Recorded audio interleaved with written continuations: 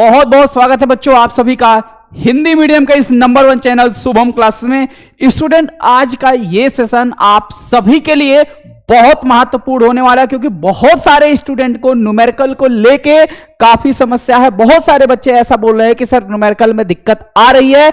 Numerical में क्या हो रहा है कि जब भी हम कोई न्यूमेरिकल सॉल्व करवा रहे हैं तो इंस्टेंट वो न्यूमेरिकल आपको तुरंत समझ में आ जा रहा है, लेकिन बाद में जब आप खुद से ट्राई कर रहे हैं तो न्यूमेरिकल में दिक्कत आ रही। ऐसा क्यों हो रहा है, इसके पीछे क्या वजह है? तो भाई आज का ये सेशन पूरा बेस जो है न्यूमेरिकल पर है। तो जितने भी बच्चे क्लास 12th में है और इस बार 2025 में बोर्ड एग्जाम देने वाले हैं, उनके लिए आज का ये सेशन बहुत महत्वपूर्ण होने वाला है। क्योंकि अगर फिजिक्स की बात करें तो बेटा फिजिक्स में 20 से 30 नंबर के न्यूमेरिकल एग्जाम में पूछे जाते हैं, ठीक है। और आज का ये सेशन देखने के बाद आप चाहे छोटा न्यूमेरिकल हो या बड़ा न्यूमेरिकल हो या किसी भी टाइप का न्यूमेरिकल हो, उसे आराम से सॉल्व कर लोगे। बेटा न्यूमेरिकल के लिए कुछ 4 से 5 चीजें आपको ध्यान में रखनी है। अगर ये 4-5 चीजें आप अच्छे से समझ गए तो न्यूमेरिकल में कभी दिक्कत नहीं आएगी। और सबसे इंपॉर्टेंट चीज, ये 4-5 चीजें कौन कौन सी है, कहां पे यूज होती हैं, इसको बताने के साथ साथ मैं क्वेश्चन खुद सॉल्व करके आपको दिखाऊंगा कि देखो कैसे क्वेश्चन सॉल्व कर रहे हैं और कैसे ये जो 4-5 चीजें हमने आपको बताई, इन 4-5 चीजों का यूज कैसे किया जा रहा। तो एक एक करके एक एक स्टेप हम लोग सीखने वाले हैं। तो जितने भी बच्चे बेटा इस सेशन को देख रहे हैं, सभी लोग एक बार वीडियो को लाइक और सेशन को शेयर कर देंगे, जिससे मैक्सिमम बच्चे लाइव सेशन के साथ जुड़ सके, ठीक है। और एक बार जितने भी बच्चे देख रहे हैं इस वीडियो को शुरू से लेकर लास्ट तक पूरा देखना, जिससे न्यूमेरिकल में कभी भी दिक्कत ना आए, ठीक है। तो अगर हम बात करें बेटा फिजिक्स के न्यूमेरिकल में, तो बस ये 4 से 5 चीजें ध्यान में देनी है। वो 4-5 चीजें कौन सी हैं, जिसमें सबसे पहली चीज क्या है, आपके सामने कोई भी न्यूमेरिकल अगर दिया रहता है, कोई भी क्वेश्चन आता है, तो ज्यादातर बच्चों की समस्या यही शुरू होती है कि सर हमें यह नहीं समझ में आ रहा कि इस क्वेश्चन में क्या दिया है और हमें क्या पूछ रहा है, क्या निकालना है। तो भैया सबसे पहला पड़ाव यही है कि क्वेश्चन को पढ़ के यह पता लगा लेना कि क्वेश्चन में क्या दिया है और क्या निकालना है। तो सबसे पहली चीज क्या है भाई, क्वेश्चन को एक बार 2 बार नहीं समझ में आ रहा तो कम से कम 3 बार क्वेश्चन को पढ़ो, ठीक है। और क्वेश्चन को पढ़ने के साथ साथ क्वेश्चन में जो टर्म यूज हुए हैं वो सारी चीजें अगर आपको समझ में नहीं आ रही हैं, तो इसका मतलब यह है कि उस चैप्टर से रिलेटेड, जिस भी चैप्टर का न्यूमेरिकल है, उस चैप्टर से रिलेटेड आपको यूनिट या मात्रक पता नहीं है, ठीक है। तो यूनिट और मात्रक अगर आपके क्लियर रहेंगे तो सारी चीजें, मतलब क्वेश्चन पढ़ते ही आपको चीजें समझ में आ जाएगी, ठीक है। तो सबसे पहला स्टेप हमारा क्या रहा भाई, सबसे पहला स्टेप बच्चों यही है कि क्वेश्चन को सबसे पहले क्या करो, रीड केयरफुली, बहुत ही ध्यान से पढ़ो, ठीक है। बहुत ही ध्यान से जो है क्वेश्चन को पढ़ना है, ठीक है। उसके बाद सेकंड स्टेप जो है उसे नोट डाउन कर लो कि क्या हमें दिया है, ठीक है। उसे नोट डाउन करो कि उसमें से क्या दिया है और क्या निकालना है। तीसरे देखो, उसमें देखो सबसे बड़ी समस्या क्या होता है ना कि आप फटाफट क्वेश्चन तो पढ़ लेते हैं, उसमें सबसे पहले यह ढूंढने का प्रयास करते हैं फार्मूला कौन सा लगेगा, फार्मूला कौन सा लगेगा। सबसे पहले दिमाग में यही चीज आता है, क्वेश्चन पढ़े नहीं कि आपका ध्यान फार्मूले पे जाएगा। बेटा ये काम नहीं करना है, क्वेश्चन पहले पढ़ना है, उसके बाद उसमें जो गिवन चीजें हैं नोट डाउन कर लेना है, जो फाइंड आउट करना है उसे भी नोट डाउन करना है। अब दिमाग लगाना फार्मूला कौन सा लगेगा, ठीक है। थर्ड स्टेप पे आना है फार्मूले पर, ठीक है। थर्ड स्टेप पे हम लोग पहुंचेंगे फार्मूले पे, और फार्मूला लगाने के बाद फिर चौथा स्टेप जो है, जो भी फार्मूले में चीजें हैं जो हमें गिवन है उसका मान रखेंगे, और जो उसका मान निकालना है उसे हम लोग लेफ्ट हैंड साइड में कर लेंगे, ठीक है। तो इसमें वैल्यू पुट करना है,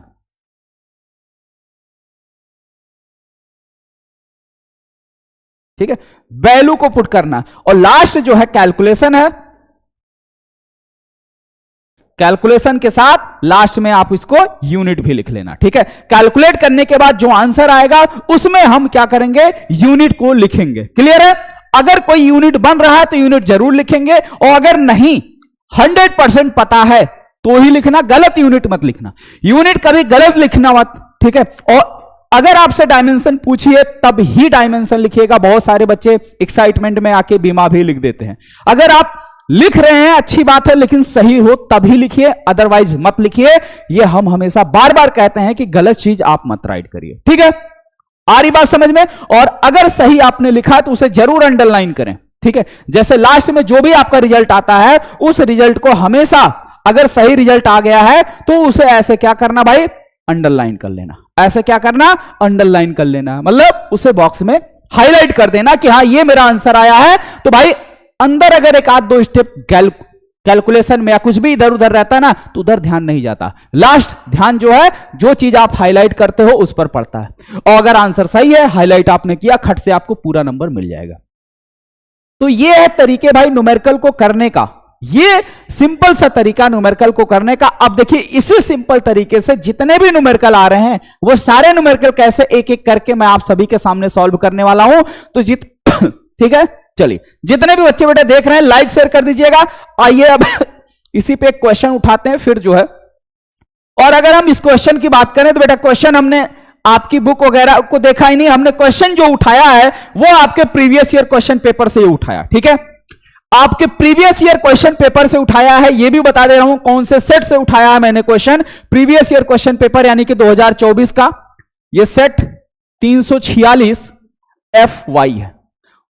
पेपर कोड जो है आपका 346 FY है, और इस 346 FY का ये क्वेश्चन हमने उठाया है। और ध्यान से देखिए इस क्वेश्चन में क्या चीजें हैं, क्योंकि देखिए बुक से क्वेश्चन इसलिए नहीं लिया क्योंकि बुक में लगभग क्वेश्चन फार्मूला बेस रहता है, फार्मूले पे आधारित लग जाता है। लेकिन जो एग्जाम में क्वेश्चन आते हैं वो उसके टर्मिनोलॉजी थोड़े भाई घूम के आते हैं, वो टू द पॉइंट नहीं होते, टू द पॉइंट फार्मूले पे नहीं होते हैं। तो इसीलिए आपको सारी चीजें समझ में आए, इसीलिए हमने क्वेश्चन आपके एग्जाम से उठाया है, ताकि यह भी आपको पता चले कि एग्जाम में क्वेश्चन कैसे आ रहा है, कैसे उसे सॉल्व करना है। क्योंकि जो भी हमारा यही काम है बेटा कि जो भी चीज मैं आपको दूं, जो भी चीज आपको पढ़ाऊं, वो पूरा प्रॉपर एकदम सॉलिड कंटेंट हो, ठीक है।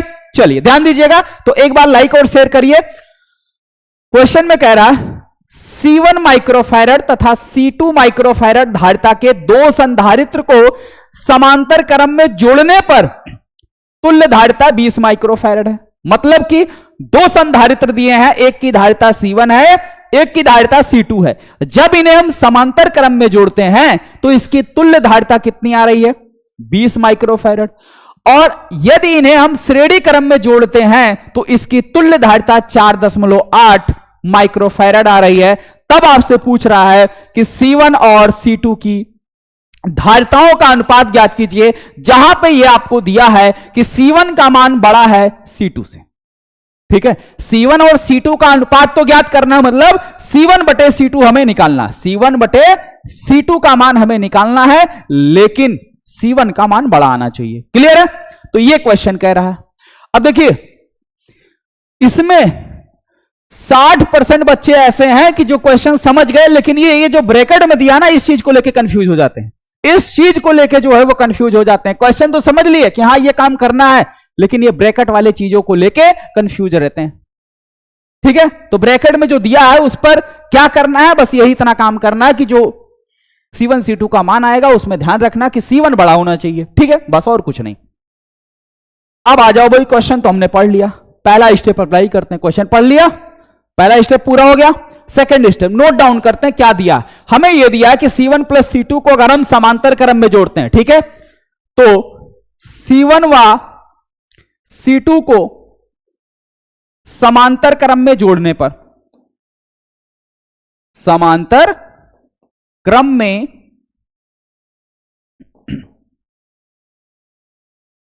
जोड़ने पर इसकी जो तुल्य धारिता है, मतलब C, अब समांतर को यहां लिख लेते हैं। कैसे लिख लेते हैं भाई, लिख लेते हैं समांतर, C समांतर, यानी समांतर क्रम में अगर हम जोड़ रहे हैं, समांतर क्रम का फार्मूला क्या होता है, समांतर क्रम में अगर संधारित्र हमारे जुड़े हैं तो C बराबर सीधा फार्मूला होता है C1 प्लस C2। लगा लिया C1 प्लस C2, C समांतर बराबर क्या दिया, C1 प्लस C2, और इसी का मान दिया बेटा कितना, इसी का मान दिया है 20 माइक्रोफैरड। देखो समांतर क्रम में जोड़ने पे तुल्य धारिता 20 माइक्रोफैरड है, तो लिख लो 20 माइक्रोफैरड। हो गया, ये बन गया समीकरण 1, ठीक है। अगला स्टेप क्या कह रहा, यदि इन्हें हम श्रेणी क्रम में जोड़ते हैं, श्रेणी क्रम का फार्मूला क्या है, 1/C बराबर 1/C1 प्लस 1/C2, तो लिख लो।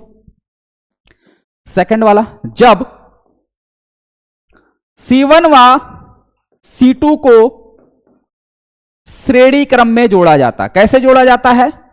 श्रेणी क्रम में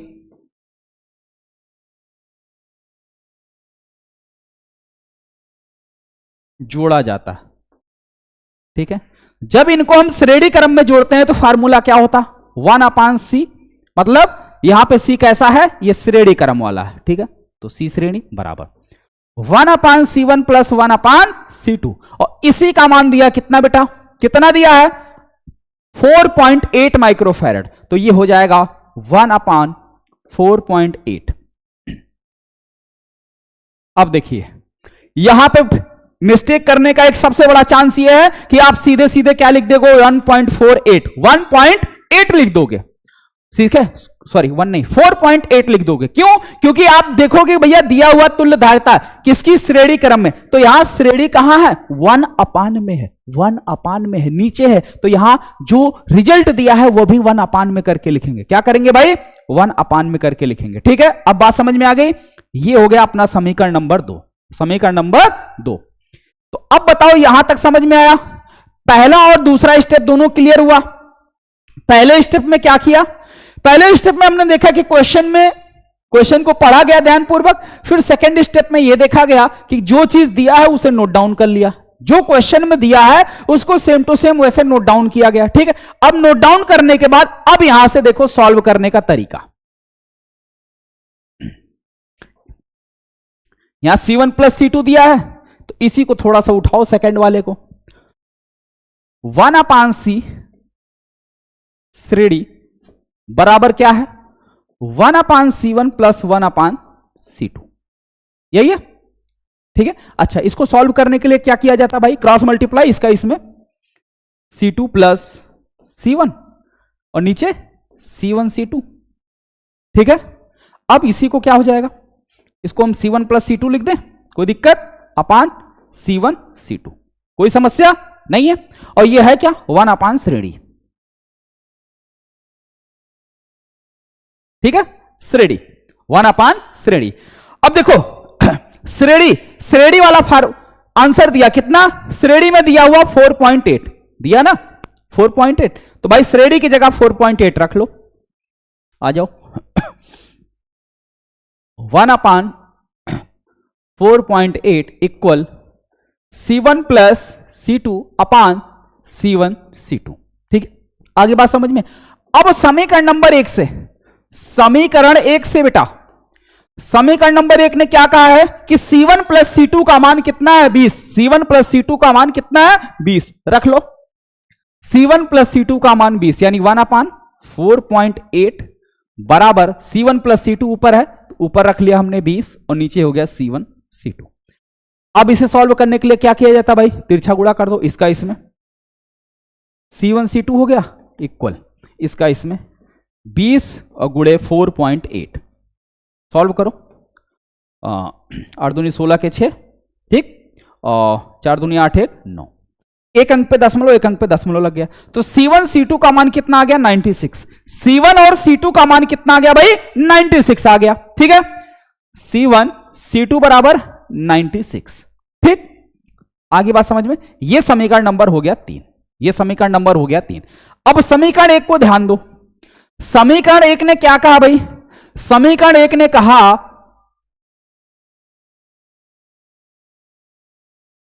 C1 प्लस C2 बराबर 20, C1 प्लस C2 बराबर 20। तो यहां से C1 बराबर क्या हो जाएगा? C1 बराबर या C2 बराबर क्या होगा? चलो C2 बराबर देख लो। C2 बराबर, C1 इधर प्लस है, उधर जाएगा माइनस में, तो 20 और माइनस C1, 20 माइनस C1 आया, 20 माइनस C1 आया। C2 बराबर क्या हो गया? 20 माइनस C1। तो अब जहां C2 लिखा है, C2 की जगह ये C2 का मान रख दो।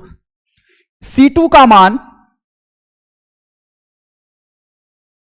समीकरण 3 में रखने पर, समीकरण 3 में रखने पर, एकदम ध्यान देना भाई,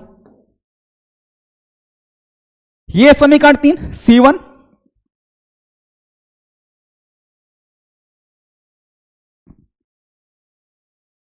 इंटू C2 का मान है कितना? 20 माइनस C1 बराबर कितना है 96, बराबर कितना है 96। बाहर C1 है, C1 से गुणा हो जाएगा, क्या हो जाएगा 20 C1 minus C1 into C1 square बराबर क्या हो गया 96, क्या हो गया 96। अब सबको एक साइड करो, सबको एक साइड कर लिया हमने। C1 minus C1 square, C1 को पहले कर दिया, मतलब स्क्वायर वाले को क्या किया पहले कर लिया। अच्छा कोई दिक्कत नहीं, जो जैसे वैसे रख लो, कोई दिक्कत नहीं है, ठीक है। अब ये हो गया 20 C1 minus C1 square minus 96 equal to क्या हो गया 0। अब अगर देखा जाए तो ये क्या बन रहा है द्विघात समीकरण बन रहा है। क्या बन रहा है द्विघात समीकरण बन रहा है। द्विघात समीकरण क्या होता है, ऐसे ही नहीं होता है एक्स स्क्वायर प्लस मान लीजिए 3x प्लस मान लीजिए 20 ऐसे इक्वल टू 0, कुछ इसी प्रकार से होता है द्विघात समीकरण। अब यहां x की जगह देखिए क्या C1 है, x की जगह क्या है C1 है, x की जगह क्या है C1 है। कंपेयर करो, इसी टाइप का दिख रहा है ना, इसी टाइप का दिख रहा है, बोलो हाँ या ना, इसी टाइप का है। चलिए तो इतनी बात समझ गए, इसी टाइप का है तो इसी टाइप का बना लेते हैं, मतलब C1 स्क्वायर वाले को पहले कर देते हैं। Minus C1 square plus 20 C1 minus 96 equal to 0। अब द्विघात समीकरण में पहला टर्म हमेशा प्लस होता था, इसलिए माइनस से गुणा कर दो, तो माइनस से गुणा करोगे ये प्लस हो जाएगा C1 स्क्वायर, और ये प्लस है तो माइनस हो जाएगा, चिन्ह बदल जाएगा बस, और ये माइनस है प्लस हो गया 96 इक्वल टू 0। अब ये द्विघात समीकरण बन गया, और द्विघात समीकरण बनते ही क्या लगा लेंगे श्रीधराचार्य का फार्मूला। क्या लगा लेंगे भाई श्रीधराचार्य का फार्मूला, या आप जानते हैं कौन सा तरीका, कौन सा तरीका जानते हो, गुणनखंड विधि, ठीक है। यानी बीच वाले को तोड़ दो। अब ये द्विघात समीकरण है, द्विघात समीकरण जैसे आप सॉल्व कर सको, चाहे श्रीधराचार्य लगा लो और चाहे वैसे तोड़ लो, तो हम इसको वैसे तोड़ ले रहे हैं। ये जो बीच में है 96, ठीक है, बीच में क्या है 96। अब इसको हम ऐसे दो पार्ट में छोड़ें, ऐसे दो पार्ट में तोड़ें 20 को कि गुणा करें तो 96 आए, ठीक है। 20 को ऐसे दो पार्ट में तोड़ो कि गुणा करो तो 96 आए, और अगर जोड़ो तो 20 आए। तो देखो 12 एंड 8, 12 और 8 को अगर जोड़ते हो तो क्या आएगा 20, और 12 अट्ठे 96 आ गया। तो मतलब बीच वाले को ये दो पार्ट में हम तोड़ सकते हैं, चलो तोड़ देते हैं।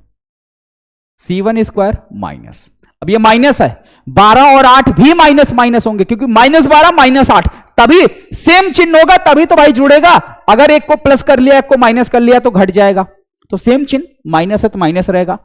-12 C1 minus 8 C1 plus 96 equal 0। अब पेयर बना लो, इन दोनों को एक साथ, लास्ट वाले को एक साथ।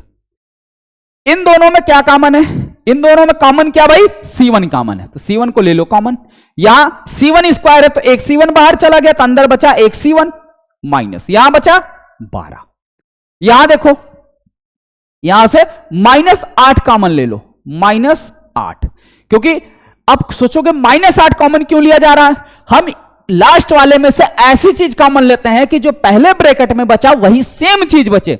यहां C1 है, यहां ब्रैकेट में C1 बचा है, तो C1 के साथ एक्स्ट्रा क्या है -8 एक्स्ट्रा है, तो -8 को कॉमन ले लो, तो -8 को कॉमन ले लिया गया। अब ये माइनस भी कॉमन लिया गया ना, तो अब अंदर ये जो चिन्ह है प्लस वाला, ये चिन्ह क्या हो जाएगा भाई बदल जाएगा, क्या हो जाएगा बदल जाएगा। तो यहां बचा आपका C1 और -8 इसमें से कॉमन करो, 8 कॉमन करने का मतलब 8 से इसमें भाग करो, तो 96 में 8 से भाग करोगे आएगा 12, कितना आएगा, हाँ 12 आएगा, ठीक है ओके, कितना आएगा 12 इक्वल 0, ठीक। अब देखो ये ब्रैकेट कॉमन है, दोनों में ये ब्रैकेट कॉमन दिख रहा है बेटा, दोनों में ये ब्रैकेट कॉमन दिख रहा है, तो ब्रैकेट ही पूरा कॉमन ले लो, C1 माइनस 12, एक में C1 माइनस 8, C1 माइनस 8 बराबर क्या है 0, बराबर क्या है 0।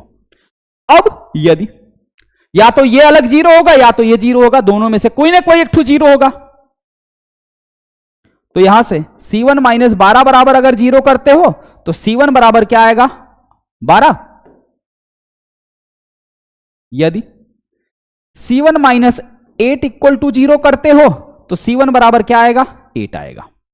ठीक, क्योंकि C1 माइनस 12 बराबर 0, तो माइनस इधर माइनस 12 उधर जाएगा, क्या हो जाएगा प्लस का 12, उधर जाएगा तो ये प्लस का 12 हो जाएगा। ठीक है, आगे बात समझ में क्लियर।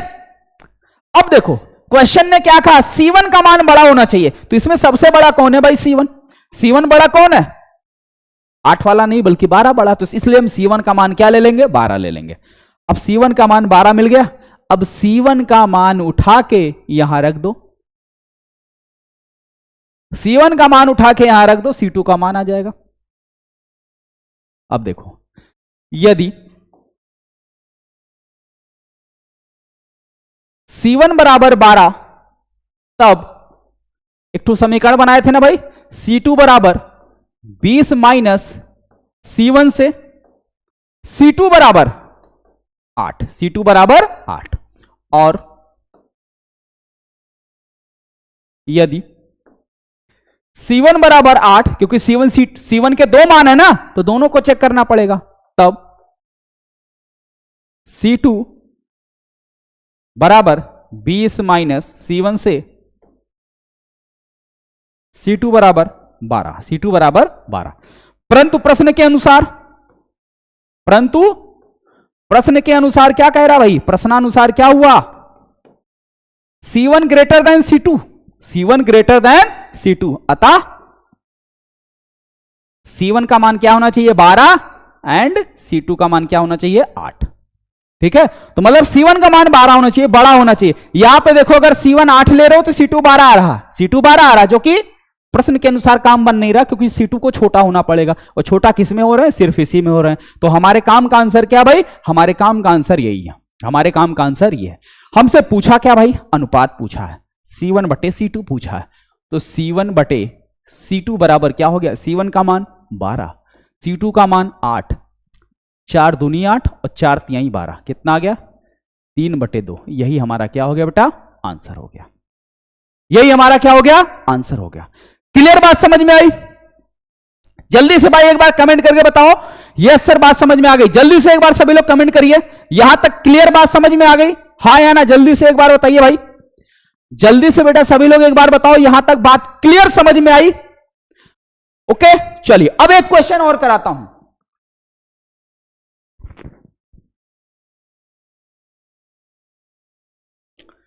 एक क्वेश्चन और कराता हूं जिससे ये चीजें और जबरदस्त तरीके से क्लियर हो जाए। लेकिन उससे पहले बेटा देखिए, जो भी बच्चे, एक और क्वेश्चन अभी करा रहा हूं, जो भी बच्चे बेटा अभी तक शुभम क्लासेस के ब्रह्मास्त्र बैच से नहीं जुड़े हैं, बेटा शुभम क्लासेस से जरूर जुड़े, क्योंकि आप यहां पे देख सकते हैं शुभम क्लासेस 2024 में स्टेट टॉपर देने वाला एकमात्र संस्था, जो पूरे स्टेट में यानी पूरे बोर्ड का टॉपर ये जो शुभम वर्मा है, शुभम क्लासेस का स्टूडेंट है। और सबसे इंपॉर्टेंट चीज, अंतिम के 2 से 3 महीने में पढ़कर अनुज कुमार मिश्रा ने बोर्ड एग्जाम में रैंक 6 स्कोर किया, और अभी तक यूट्यूब पर ऐसा पहला चैनल है कि जहां का टॉपर स्टूडियो से लाइव आकर, ठीक है, स्टूडियो से लाइव आकर आप सभी को मोटिवेट किया कि किस तरीके से इसने शुभम क्लासेस से अपनी स्टडी की, अब किस तरीके से पढ़ाई किया, किस तरीके से शुभम क्लासेस के लेक्चर को, नोट्स को, और कैसे जो ट्रिक एक एक चीजें, जैसे प्रैक्टिकल में 30 में 30 कैसे लाए, इसका भी वीडियो हमने बनाया था कल सुबह की क्लास में, और अगर आप उसे नहीं देखे हैं तो जरूर जाके देखिएगा। ठीक है, और अभी तक कोई भी ऐसा नहीं है कि जो सीधे टॉपर्स से जो है लाइव आप सभी को मोटिवेट कराया हो। इंटरव्यू तो हर कोई ले लेता, जो भी बच्चा टॉप करे उस टॉप, किसी भी बच्चे के घर अगर आप पहुंचते हैं तो आराम से आपको इंटरव्यू मिल जाएगा, उसकी कोई दिक्कत नहीं है। ठीक है, इंटरव्यू देना और यहां पे आके लाइव बोलना, वो दोनों बहुत फर्क की बात है।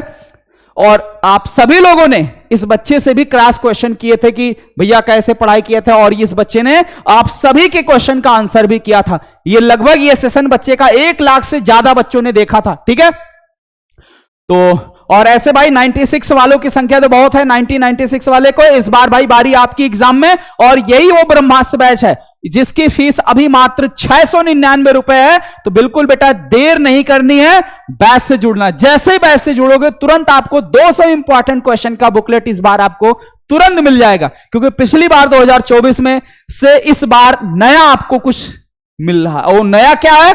200 इंपॉर्टेंट क्वेश्चन का बुकलेट, जहां से पूरे पेपर के क्वेश्चन लगभग आपके मिल जाएंगे। ठीक है, बैच से जुड़ने के लिए आपको क्या करना भाई, देखिए पहले प्ले स्टोर पर जाना है, शुभम क्लासेस ऐप डाउनलोड करके वहां से डायरेक्ट पेमेंट करके जुड़ सकते हो, या अगर आप खुद नहीं पेमेंट कर सकते हो, किसी और से कराना है, तो इस क्यूआर कोड पे पेमेंट करा के बैच से जुड़ सकते हो। और कोई दिक्कत आती है इस दिए गए नंबर पर कॉल मैसेज व्हाट्सएप कर लीजिएगा। ठीक है, चलिए आइए अगले क्वेश्चन की बात करते हैं। एक और क्वेश्चन देखिए जबरदस्त, और ये क्वेश्चन भी आपके उसी सेट का है, 346 FY।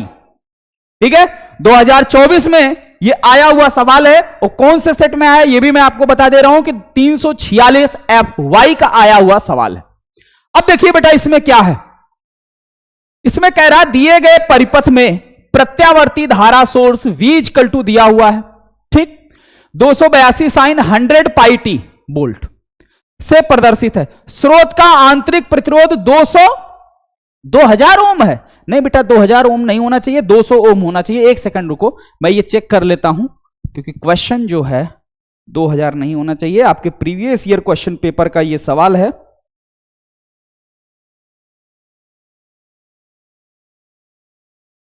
तो सवाल में कोई दिक्कत नहीं होनी चाहिए।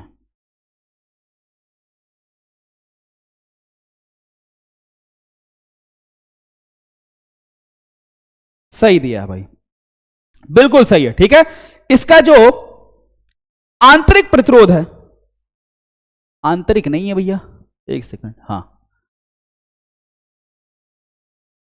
वोल्ट से प्रदर्शित है। सेल का प्रतिरोध जो है दिया हुआ है 2000 ओम। ठीक है, अब देखिए निकालना क्या अपने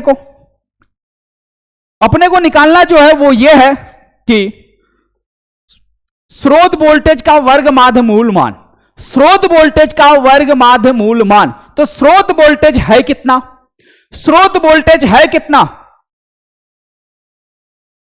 V बराबर कंपेयर करो V0 sine omega T.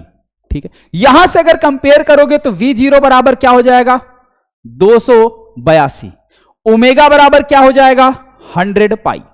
Compare कर लिया, मिल गया। ये जो V0 होता है ये होता है वोल्टेज का शिखर मान। V0 जो है ये वोल्टेज का शिखर मान है। तो वोल्टेज का शिखर मान अपने को दिया है V0 282। हमसे पूछा क्या भाई, हमसे पूछा है स्रोत वोल्टेज का वर्ग माध्य मूल मान। तो वर्ग माध्य मूल मान यानी VRMS इक्वल टू क्या होता है बेटा V0 बटे √2, V0 बटे √2। इसमें √2 से भाग कर दो, जो आएगा वो अपना आंसर हो जाएगा। तो भाग कर दो भाई 282 बटे √2। अब नीचे √2 है तो √2 हटाने के लिए क्या करना होता है, परमेयीकरण कर दो। √2 से ऊपर गुणा, √2 से नीचे गुणा। तो ऊपर 282 √2 का मान 1.414 होता है, नीचे √2 कितना हो गया 2। अब 2 से इसमें भाग कर दो, 2 1 के 2, 2 चौक 8, 141.41। ठीक है, 141.41 इतना वोल्ट। अब इसी को गुणा कर लो। अब सिंपल बेटा गुणा कर लीजिए और गुणा करके इसका आंसर लिख लीजिए। ठीक है, इतना वोल्ट। जल्दी से भाई सभी लोग गुणा करके बताओ इसका आंसर कितना आएगा, जल्दी से भाई। 14 गुणे 14 होता है 14 चौका 56 के 6 19 196। कितना आएगा 196। और अगर हम इसको हटा दें और भी आएगा भाई। हम तो सिंपल एक कैलकुलेटर आपको बता रहे हैं जैसे एग्जाम में। ये क्या है देखो कितना है,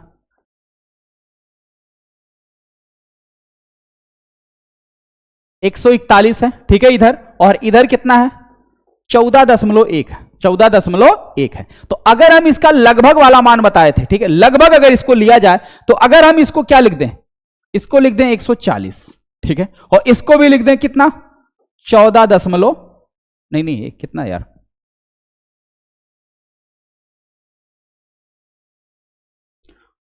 1.41 है, ठीक है, इसको भी लिख दें 1.4, कितना लिख दें 1.4, कितना लिख दें 1.4। अब देखो 14 का 14 में गुणा करोगे आएगा 196, 1 टू 0, 1 टू 0, एक अंक पे दशमलव, एक अंक पे दशमलव रख दिया, ठीक है, तो ये लगभग कितना आएगा 196, मतलब 200 के आसपास, 200 से कम रहेगा, 200 से कम। एक सेकंड, 14 चौका 56 और 14 1 के 14, ठीक है, आगे बात समझ में क्लियर। अब देखो भाई, तो वही चीज यहां हमने लगभग वाला बताया है, तो लगभग कितना 196 से थोड़ा सा ज्यादा आएगा, 196 से थोड़ा सा ज्यादा। आप कैलकुलेट करिए, एग्जैक्ट आंसर बताइए, वो भी कर दे रहे हैं भाई आपके लिए।